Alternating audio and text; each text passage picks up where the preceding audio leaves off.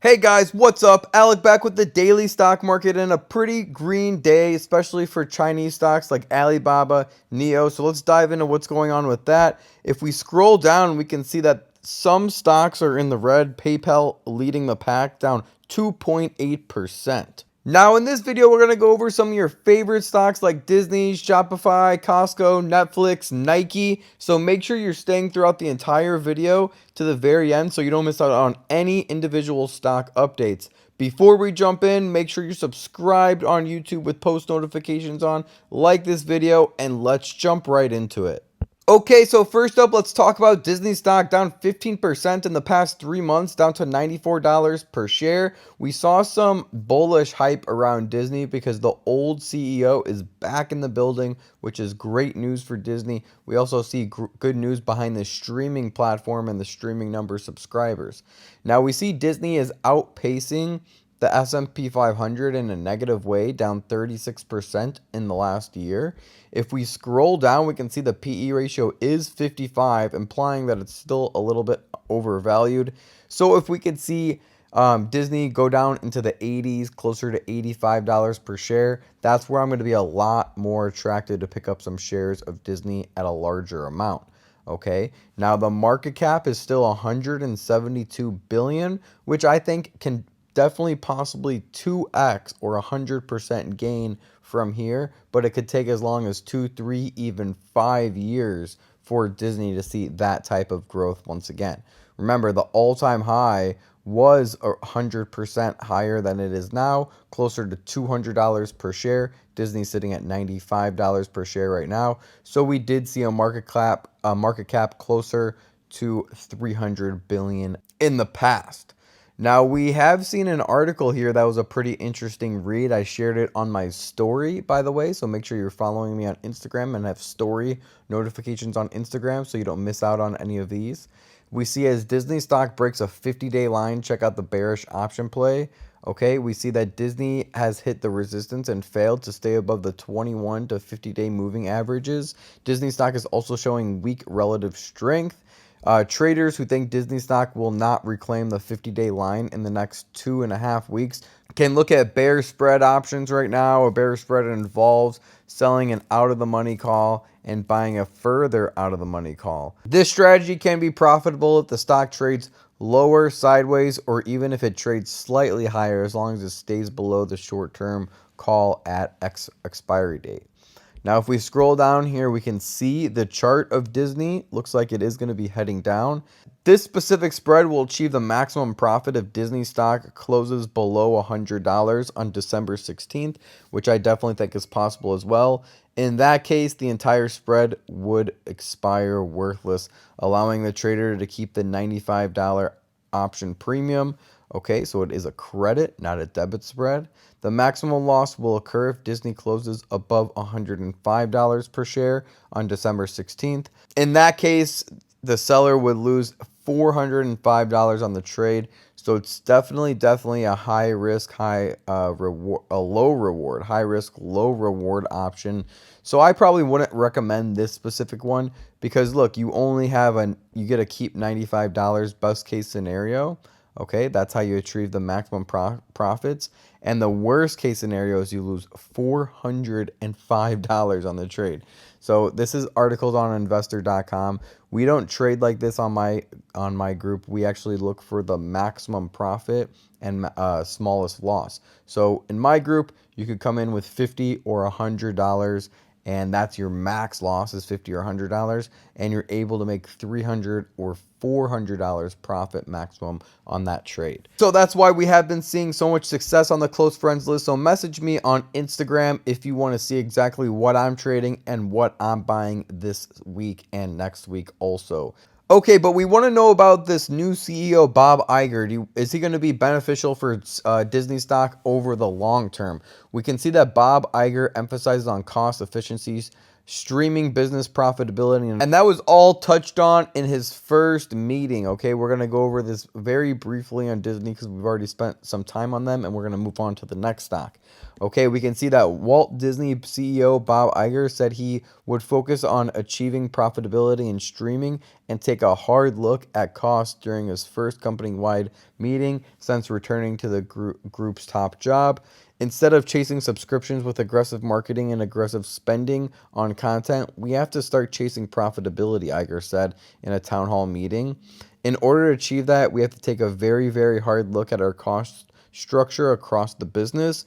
Iger acknowledged Disney focus must shift toward making its streaming business profitable rather than concentrating on simply adding subscribers, which was the company's priority when he gave up the CEO job in 2020. So overall, I think that is bullish for Disney over the next 12 to 24 months, having the new CEO, the old CEO back as the new CEO. Here we have a 29% upside according to analysts to $122 per share on average. Disney's currently trading at $94 per share. We see the highest analyst is saying $177 per share, and the lowest analyst is saying $94 per share in the next 12 months. So with Disney, we could see 20 to 30% gain potential in the next 12 months. That's even according to some top analysts. Some 5-star analysts are reiterating their price targets just this week and last week at $125 per share, $177 per share, $130 per share. So in my personal opinion, I think between $120 to $130 per share in the next 12 months is achievable. Now, switching it way up, we're going to talk about Lucid Group. A lot of people want to update on LCID, under $10 per share, down 5% in the week, down 30% just in the past month. Absolutely obliterated just in the past month. But if we pull out to the year, we can see the stock is down 81%. So what's going on with Lucid? They're basically lower than their IPO price. Is now a good time to be buying a swing trade, long-term option trading? So let's do a quick update on Lucid with a market cap of $16 billion. My opinion, that could probably still fall some more. We'll dive into briefly to some of their revenue and their deliveries so you guys can kind of understand that a little bit. Rivian is delivering less than Lucid, so Lucid is ahead of Rivian. However, that's just a little side note. Lucid is trying more of the Tesla approach where they're selling high-end models first, and then they're going to work down to lower-end models as they go on. Here we see that the earnings are negative. They reported 1 quarter of positive growth, which was only 1 cent per share on their EPS. If we look into some more of their ratios, we can see the PS, price to sales, is 42, which implies this stock is still extremely overvalued. The price to book is 5.0, overvalued. If we look at their net income, we can see that they are getting more and more unprofitable. They lost $2.5 billion in 2021, which is extremely concerning. They're just blowing through money. And on their quarter over quarter, in 1 quarter alone, they lost $1.05 billion just in 1 quarter. Okay, now that they did clean that up the next quarter. However, their quarter over quarter net income is trending the wrong way. It's getting worse and it's getting further away from profitability, which is why we saw the stock price fall 80% on the year. If we look at their total revenue, this is what's really attractive about the stock, is their revenue is growing extremely fast, and that's a quarter over quarter graph. Okay, on the yearly, they started at 4.5 million, and now they're closer to 27 million. And if we look at what they're doing quarter over quarter now, they're doing 195 million per quarter in revenue. But we want to see that translate into net income. If we go to their balance sheet, we can see that their balance sheet's getting way worse, extremely, from Q3 2021, where they only had 21% debt to asset ratio. They had $6 billion in assets, only $1.2 billion in liabilities. You can see that has trended the wrong way. They're now closer to that 53% debt to asset ratio, which isn't the worst thing in the world. But if we see their debt to asset ratio over 80% trending that way, there's a strong possibility we can even see fears of bankruptcy around something like Lucid, because remember, they're burning a lot of money on their net income. They're not profitable, and their liabilities are just getting higher and higher and higher until they're eventually underwater. However, if we look at what analysts have to say, they have a 65% increase over the next 12 months, with the highest analyst at $28 per share and the lowest one at $10 per share. So the risk versus reward, according to the analysts, is looking very good, especially because Lucid now is at $9 per share. Okay, if we scroll down though, we can see a lot of these analysts are not five-star, anywhere close to five-star analysts. A lot of them are one-star analysts. And the 4 and 5-star analysts that did rate Lucid rated Lucid almost a year ago, at least 6 to 8 months ago. Okay, and a lot has changed in 6 to 8 months. So you have to take this specific analyst estimate or analyst forecast with an extreme grain of salt. Overall, I think Lucid does have some short-term potential to shoot up 30-40% from $10 per share. How long it's going to take is the question. If they're going to make it for the long term is another question. If I'm going to be buying Lucid for long term, I want to see them closer to $5. I have price alerts set at $6.50 per share to revisit Lucid Group. And once my price target of $6.50 goes up, then I'll go ahead and make a follow-up video for you guys if I'm buying for long term. So make sure you subscribe with post notifications on so you don't miss any of those updates in the future of stocks that we're talking about today. And the last stock that we're going to talk about today that you're not going to want to miss is a Nike, ticker symbol NKE, at $106 per share. Okay, in the past month, it's up 14%. So can it get closer to $90 per share? Is that a better price target? However, it is down 37% in the past year. So maybe dollar cost averaging is going to be our best bet if we want to get involved with Nike. So let's dive into it, see what's going on with Nike. And we can see, starting off with Nike, we have a 52-week high of $175 per share. So it's down tremendous from there. But in my opinion, it can go under $100 per share again. I have price alerts set at $95 per share personally. If we scroll down, we can see that there's a PE ratio of 29, implying that it is a fair deal, especially for something like Nike that has a huge moat in the stock market. The PE ratio could be a little bit higher in the 30s and still be considered a good deal. So personally, I am dollar cost averaging in. And what's pretty cool is Robinhood has now finally added price alerts. So we just hit that little bell icon on the top right and we say price moves below $95 per share. So that's our goal for Nike. And we can scroll down and continue to review the stats. We see that this is a dividend stock, a 1.1 dividend, which is very attractive for a stock like Nike. As we scroll down, some bullish things to note about Nike is Nike's gross margins may expand by a couple dozen basis points per year through automation, e-commerce, and higher prices.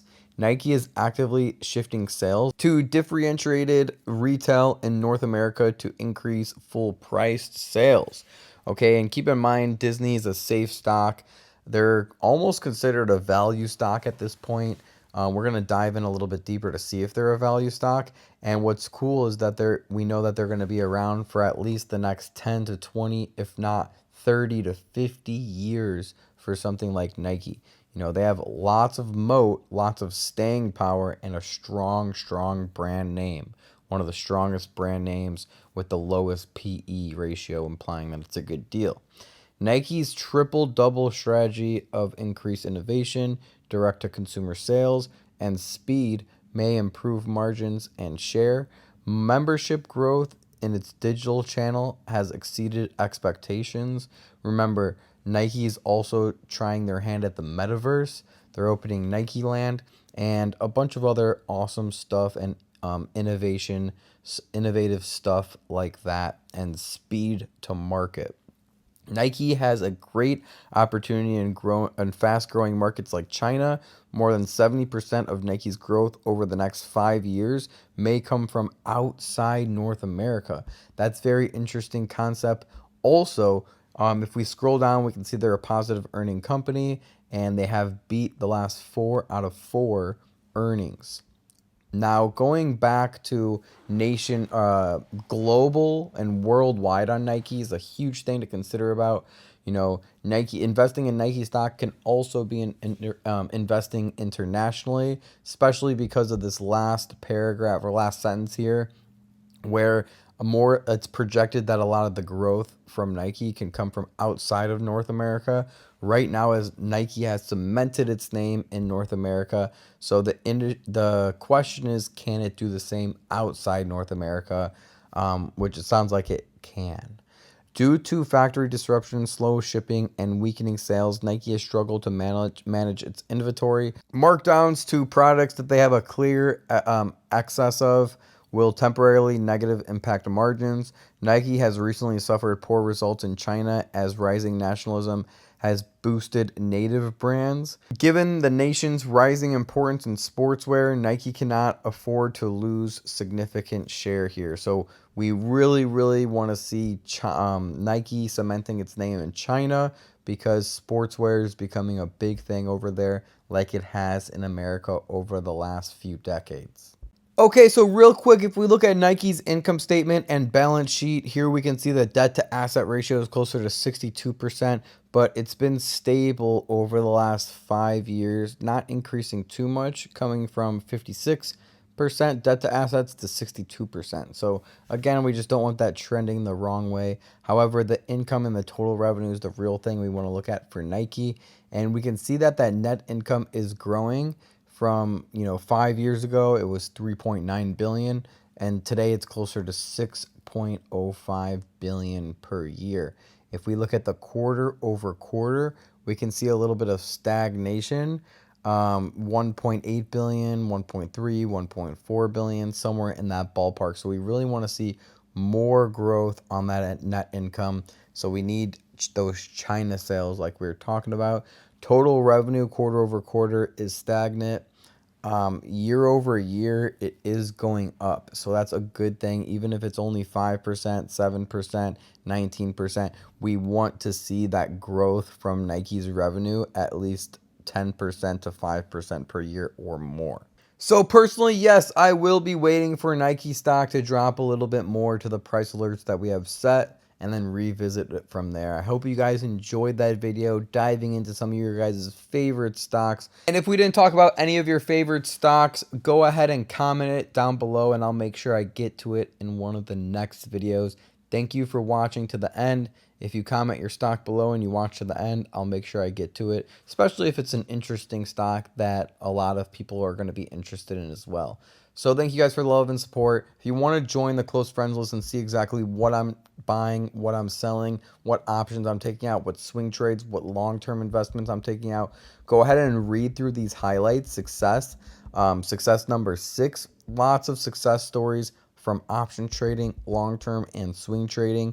Here we can see I have a bunch of green highlights here, which you won't be able to see because that's for the close friends list members only. Swing trade, long-term, option trading, we do all 3. So thank you guys for all the love and support. Share this video with a friend if you find it helpful. Like this video, and I'll keep making them for you guys.